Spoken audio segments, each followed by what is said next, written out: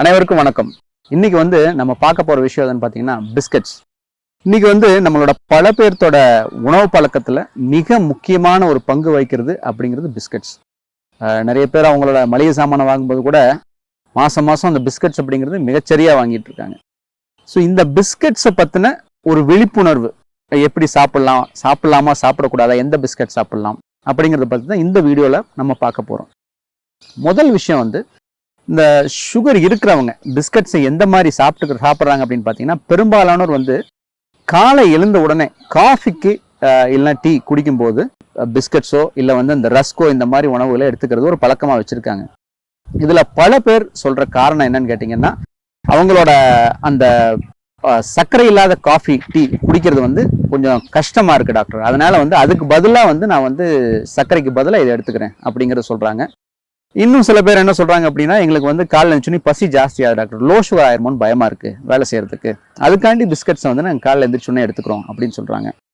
இதுல சில பேர் இன்னும் காமெடியா என்ன சொல்றாங்க அப்படின்னா, நான் போன வாரத்துல ஒரு 2-3 பேஷண்ட்டை ஒரே நாள்ல கேட்டேன். அவங்க சொன்னது ஆச்சரியமா இருந்தது. எதுக்கு எடுத்துக்கிறதுனே தெரியல டாக்டர், ஒரு நாள் எடுத்துக்கிட்டோம், அப்படியே அது பழக்கம் ஆயிடுச்சு, இப்போ அது நிறுத்த முடியல, காலைல எழுந்திரிச்சு அது சாப்பிட்டாதான் வேலை செய்ய முடியும் அப்படிங்கிற ஒரு நிலைக்கு நம்ம வந்திருக்கோம். அவங்க லோ சுகரோ பசியோ ரெண்டுமே கிடையாது.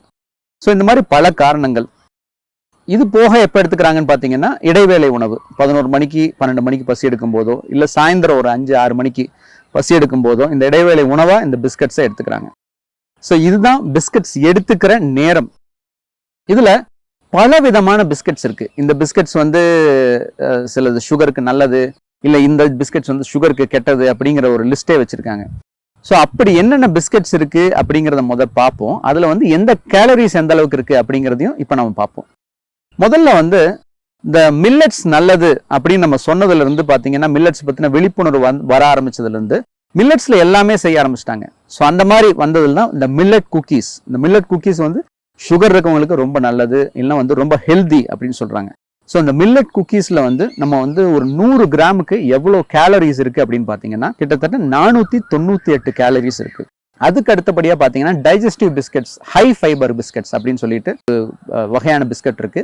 இதுவும் ஹெல்த்துக்கு ரொம்ப நல்லது அப்படின்னு விளம்பரப்படுத்துறாங்க.